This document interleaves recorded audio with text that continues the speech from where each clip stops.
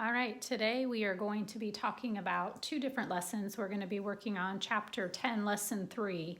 That's on pages 328 and 329. And also Chapter 10, Lesson 4. That's on page 330 and 331. First, we're going to start with polygons on page 328. And when we look at the definition of a polygon, it's a closed plane figure made up of line segments called sides. Pairs of sides meet at a point called a vertex, and they do not cross. So if we look at a polygon, a closed figure, first of all, let's talk about the first couple words that we hear. Line segment has a beginning point and an ending point. So a line segment would look like that if you just drew a line segment on its own. When we're talking about a polygon is any closed figure, so it can't have any openings in it at all. So if we look at a square, that would be a polygon because it's got 4 line segments. It's completely closed, no openings.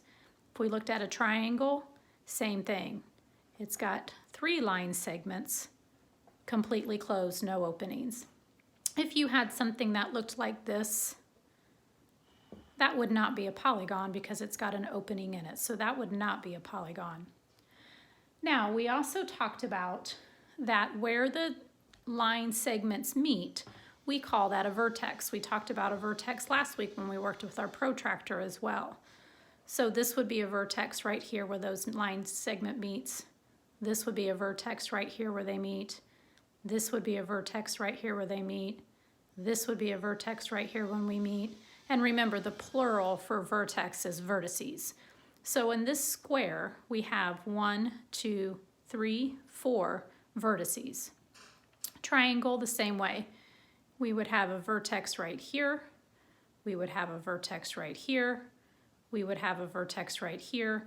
So on the triangle, we can see that there are 3 vertices. So polygon is any closed figure made out of line segments. A circle couldn't be a polygon, even though it's a closed figure, because a circle uses a rounded side and not straight line segments that's required for the definition of a polygon. When you're looking at different types of polygons, so let's take a look here. I have a bigger square for you. And you have to count in polygons the number of sides, the number of angles, and the number of vertices. So if we start with the square here, I always make a mark when I'm counting sides, especially when they've got several sides. This one we already know how many it has, but I'm just going to show you how I do that. So 1, 2, 3, 4. So I know that my triangle or my square here has 4 sides. Now, if I was going to count vertices, it's every place where the vertex meet. So here would be 1, 2, 3, 4. So I know that it has 4 vertices. And if I wanted to know how many angles it has, we know that an angle is formed by 2 rays. In this case, it's going to be the insides of the line segments. So here's 1 in the corner where this vertex is. Here's 1 where that vertex is. Here's 1, and here's 1. So I also know that it has 4 angles. There will be an angle at every vertice, so that's kind of helpful. And what I notice here, 4 sides, 4 vertices, 4 angles. Okay, let's take a look at these. We'll take a look at, this always reminds me of home plate, so we'll take a look at this one first. And we'll count the sides on this one first. I'm going to go ahead and hashtag it so I don't forget. 1, 2, 3, 4, 5. So I have 5 sides. I'm going to put that down, 5 sides. Then I'm going to do my vertices. 1, 2, 3, 4, 5. Everywhere the line segments come together. So I know I have 5 vertices. Well, now I want to know how many angles. There's 1 here, 1, 2, 3, 4, 5 angles. Again, I'm noticing 5 sides, 5 vertices, 5 angles. One more, let's count it. 1, 2, 3, 4, 5, 6. All right, so this one, 6 sides. 6 sides. Vertices, 1, 2, 3, 4, 5, 6. 6 vertices. And 1, 2, 3, 4, 5, 6 angles. Whenever you have polygons, the sides, the vertices, and the angles are always going to be the same. However many sides you have, that's how many vertices you're going to have, that's how many angles you're going to have. So if you know how many sides you have, then you already know the answer to the vertices and angles. If you know how many vertices you have, then you already know how many sides and angles you have. They're all always going to be the same no matter what type of polygon we have. If we did, we did a pentagon up here, and we know it had 5 sides, 5 vertices, 5 angles. We did a square over here. We know that it had 4 sides, 4 vertices, 4 angles. If I look at my little triangle that I started with, 1, 2, 3 sides, 3 vertices, 3 angles. Doesn't matter what kind of shape you have, sides, vertices, and angles are always going to be the same. When you're working on your homework today, you will be completing workbook 115 on the Google document that I've attached under the homework tab. You will not be doing the bottom 10 through 13 on those since they're drawing. We won't be doing that, but I will have you do 1 through 9, and I have that set up on the Google Docs. So you will use workbook 115, and you're going to be filling in sides, vertices, and angles. And once you count, or you know how many of one of them you have, then you know the answer to all of them. Go ahead and turn the page to 330, and we're going to take a look at congruent and similar figures next. When we talk about congruent, when we're talking about congruent figures, that means that the figures are the exact same. They're like identical twins if they're congruent. Congruent is how we say that. They're identical twins. They are the exact same size. They are the exact same everything. I could pick up one and put it right on top of the other one, and they would match up equally. When we talk about similar polygons, that means they have the same shape, but they're not the same size. So you might have a bigger square and a smaller square. They would be similar, they would look the same, but they would not be the same size. Congruent, they would have to be the exact same size. If we take a look at some examples here, if we look at the congruent ones first, if I were to pick up triangle DEF and lay it right on top of triangle ABC, they would be the same. They would be congruent. They're the exact same shape, and they're the exact same size. If I look over here at triangle JKL and triangle GHI, they look the same. The triangle looks the same. However, this one is obviously smaller than this one, so they can't be congruent. They're not identical. They're just similar. They look the same, but JKL is smaller than GHI.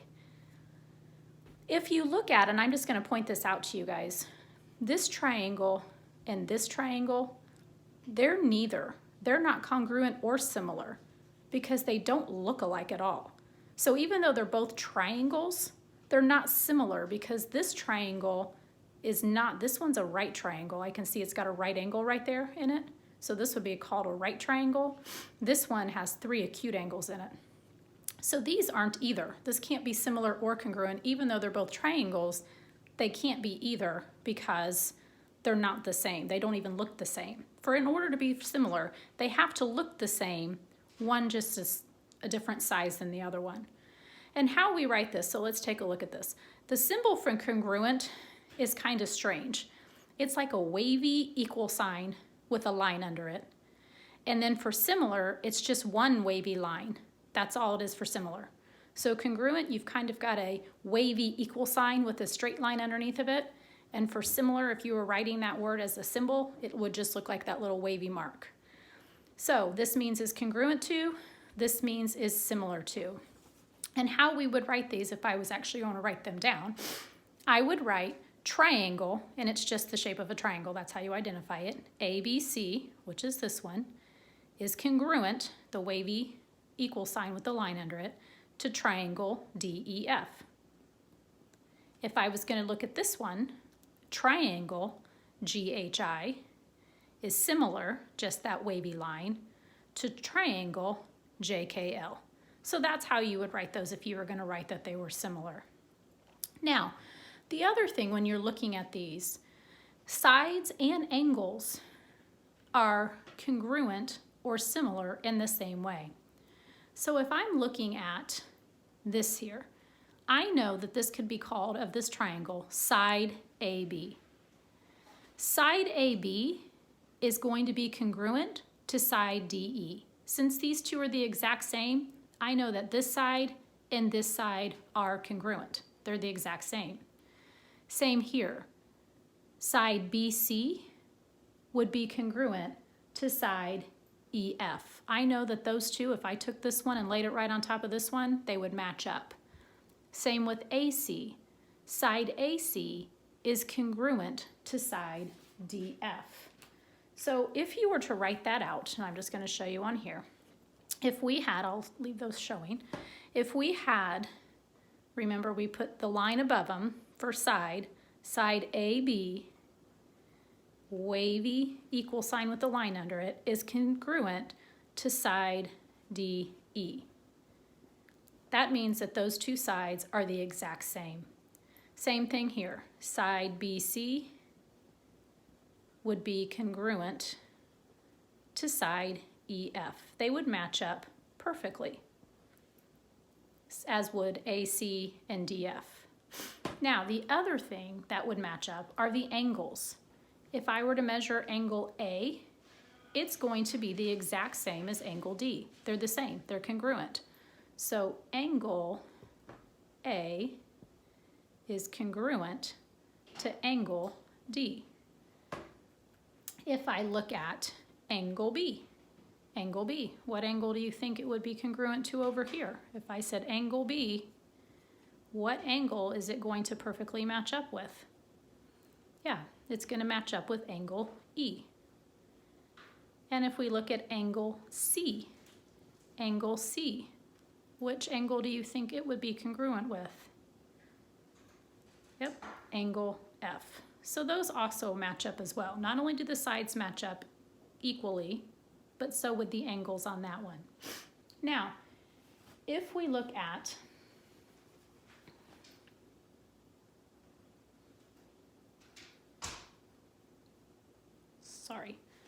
if you look at your book, if you take a look at your book on page 330, I want you to look at their triangles. I'm going to try to draw them on my board, but mine aren't going to be as lovely as your books are.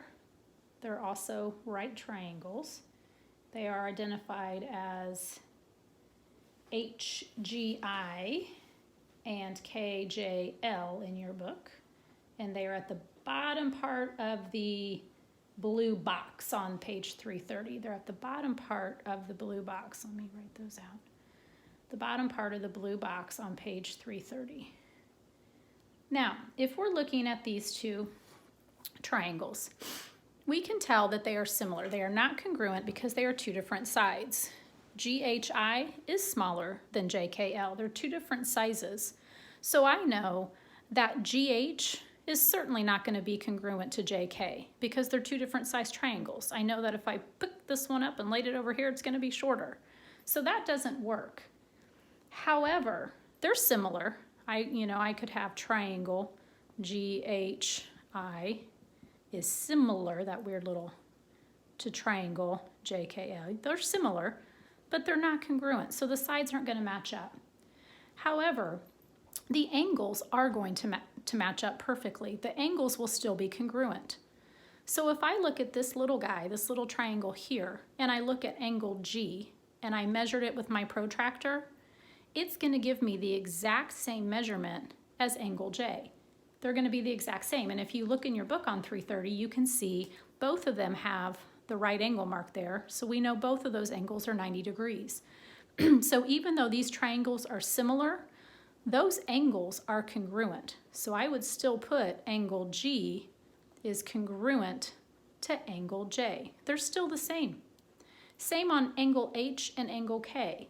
If you look in your book at that picture, we can see angle H is 40 degrees. We can see angle K is 40 degrees. They're the exact same.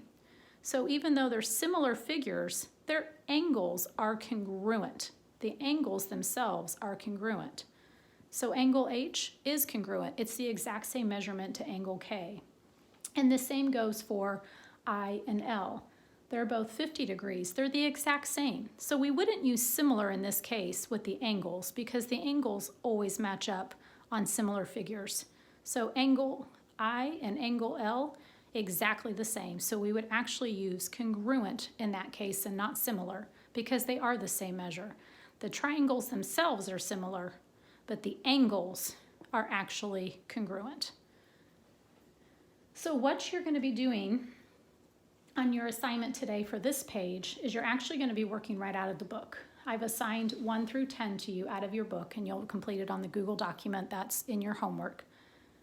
And using the picture on the bottom of 330 of triangle PRQ and triangle NMO, it tells you right there that they are congruent. I see a little triangle RPQ is congruent to triangle MNO. So you will answer 1 through 6 using those pictures. Now, when you type in the letters, like for number 1, you have to say what side is congruent to RP. Remember, just use 2 capital letters. You can't use the side, the line above it. So just type in the 2 capital letters for the side that it represents. If you look at number 2, same thing. It wants to know what angle is congruent to angle M. You aren't going to make the angle sign on your typing. You're just going to put 1 capital letter of what angle is congruent to angle M. And that's how you'll complete numbers 1 through 6. If you look at 7 through 10, these are going to have 2 answers each. The first answer is going to be yes or no. It says, are the figures similar?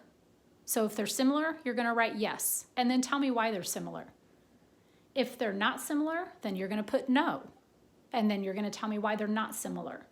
So 2 answers on 7, 8, 9, 10. Yes or no if they're similar, and then why or why not. If they're similar, why? If they're not similar, why? And that's what you need to do on 7, 8, 9, and 10. You don't need to do 11 through 18. You will only be doing 1 through 10 on this page today.